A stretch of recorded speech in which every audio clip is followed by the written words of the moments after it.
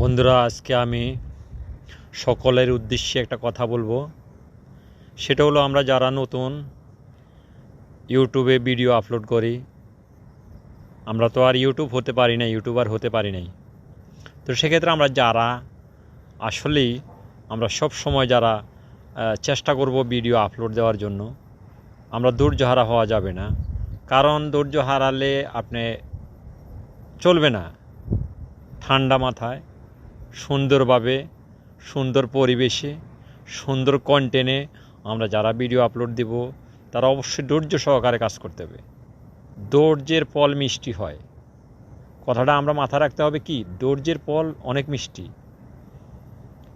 মিষ্টি হয় ধৈর্যের ফল। তাই আমরা সবাই সুন্দর করে ভিডিও আপলোড দেব। এই বলে আজকে যারা এই ভিডিওটা ভালো লাগবে অবশ্যই লাইক এবং কমেন্ট করতে চেষ্টা করবেন, অথবা পারলে শেয়ার করে দিবেন। থ্যাংক ইউ সবাইকে।